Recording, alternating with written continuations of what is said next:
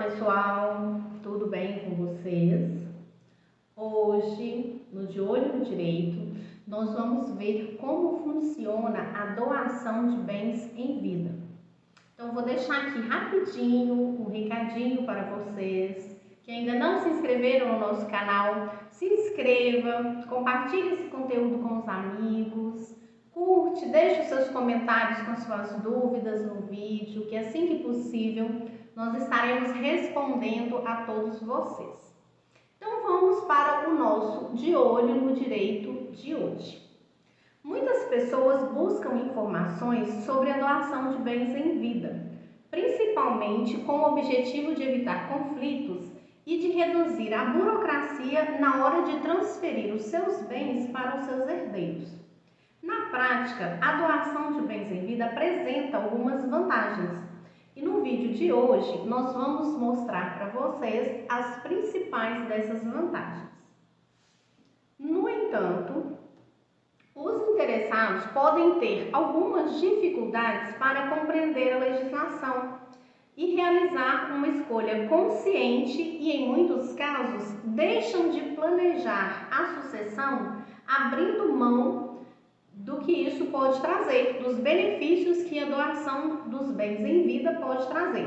Às vezes, por falta de informação, por achar que é muita burocracia, por achar que é muito complicado, as pessoas optam por não fazer essa doação ou às vezes nem sabem que pode ou como que funciona. Então, no vídeo de hoje, nós vamos esclarecer as principais vantagens dessas situações, que é a doação dos bens em vida.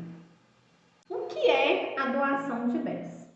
A doação de bens ela é um contrato onde uma pessoa transfere o seu patrimônio para outra, sem pleitear um pagamento em troca. No entanto, essa liberalidade ela pode ser exercida com algum encargo, é o que nós chamamos de doação com encargo. Por exemplo, a transferência de uma residência, desde que o beneficiado utilize a propriedade para filantropia, para montar uma ONG ou para uma sociedade sem fins lucrativos, para uma instituição, melhor dizendo, sem fins lucrativos. Então, quando a doação é feita com alguma condição, então ela que nós chamamos de doação com encargo, então ela não é totalmente uma doação sem nenhum ônus, ela vem com um ônus aí, que é o que nós chamamos então de doação onerosa. E qual que é a diferença entre a doação dos bens em vida, a herança e o testamento? A herança é constituída pelos bens, direitos e obrigações. Após a reunião e o cálculo do valor do patrimônio, que é o que nós chamamos de inventário, essa herança será partilhada entre os sucessores, legítimos ou testamentários. Os legítimos, que são os descritos no Código Civil, e os testamentários, que é feito em disposição de última vontade do dono desse patrimônio. O primeiro caso corresponde ao vínculo de filiação, que é o caso dos herdeiros legítimos, conforme disposto no Código Civil, que são os descendentes, né, filho, filha, neto, bisneto, os ascendentes, pai, mãe, avô, o cônjuge sobrevivente e os colaterais, irmãos e primos. Já os herdeiros testamentários, eles são definidos, como eu mencionei, nas disposições de última vontade da pessoa por meio de um testamento, que esse testamento ele vai determinar para quem os bens do testador será destinado. No caso do testamento, se houver herdeiros legítimos, ou seja, aqueles herdeiros lá mencionados no Código Civil, o testamento só poderá abranger 50% do patrimônio do testador, pois os outros 50% pertencem legalmente aos herdeiros necessários.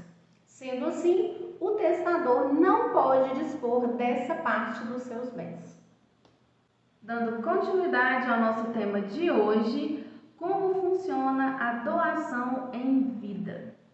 O procedimento para uma doação em vida vai depender do tipo de bem que está sendo doado, porque dependendo do bem, exige formalidade, né, tem aquela característica do bem, o valor econômico, né, a disposição dele, quem é o dono, e tudo isso influencia na hora da doação desse bem. E nós vamos entender quais são os casos mais comuns, os que mais ocorrem, né, sobre a doação. Os bens móveis de pequeno valor. Pode ser realizado até mesmo sem um contrato escrito, desde que ocorra a transferência do bem. Por exemplo, uma peça de roupa, né? Você doa aquela roupa, você doa uma cesta de alimento, você doa ali aquele colar mais simples, né? Por exemplo, uma avó doa para a neta aquele colar mais simples que não tem mais valor sentimental do que econômico mesmo. Nessa questão entram os bens de pequeno valor. Temos também os bens móveis de valor elevado. O caminho para esse tipo de doação pode ser o contrato por escritura pública, registrado no cartório, ou aquele contrato particular. Mas nós temos uma pequena regrinha nisso aí. Os bens imóveis de até 30 salários mínimos, ele pode ser feito por um contrato particular para ser válido. Mas é importante que realize, né, no município que você está, a mudança de propriedade, tanto no cartório, no registro de imóveis, que você vá lá e averbe, tanto na prefeitura para mudar nome de IPTU, né, a CEMIG, Copasa, tudo isso aí entra. Já os móveis, que são os imóveis que são aí acima de 30 salários mínimos, eles são um pouquinho mais complicados, porque só é válido se o contrato for por instrumento público, além de persistir a necessidade de realizar as devidas alterações nos registros da propriedade.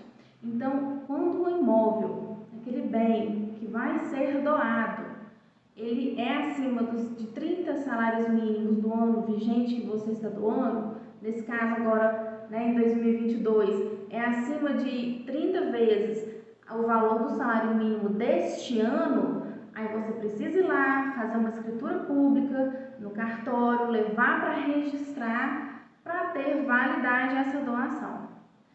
Vale ressaltar que a doação dos bens em vida está condicionada ao aceite do beneficiário. Isso é, você vai doar uma casa, por exemplo, eu vou doar uma casa para a doutora Márcia, ela tem que aceitar, ela tem que querer receber este bem, né? Porque isso é uma condição da doação. A pessoa que vai receber aquela doação, ela precisa receber de bom grado, ela precisa dar o aceite da doação.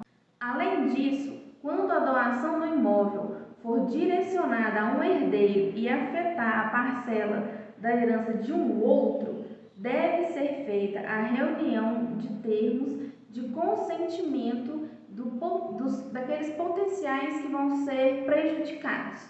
Por exemplo, nós vamos doar aí um bem e esse bem ele vai afetar a mim, né? Eu vou perder uma parcela desse bem, 10% desse bem vai ficar com a doutora Márcia.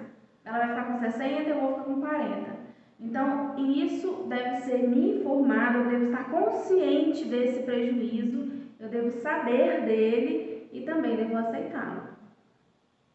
Também é importante destacar que no ato do registro são cobradas as taxas destinadas ao cartório e aos impostos de transmissão por causa mortes e doação e TCMD, além dos honorários advocatícios, se for o caso.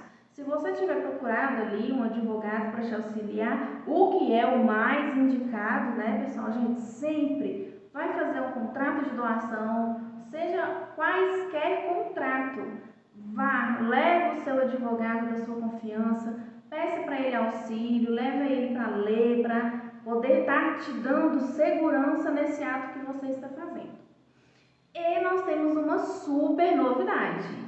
Esse tema ele é muito extenso, muito interessante, então nós decidimos fazer 2 vídeos, né, sobre este tema. Então a nossa continuação estará aí na próxima semana, Não percam, convide os amigos para assistir, mande para aquelas pessoas que não sabem nada sobre doação, que precisam estar cientes que existe esse instituto no direito, e convide também outras pessoas para estar acompanhando o nosso canal, porque o próximo vídeo está muito bom, muito interessante. E é claro, continue aqui conosco, sempre de olho no direito.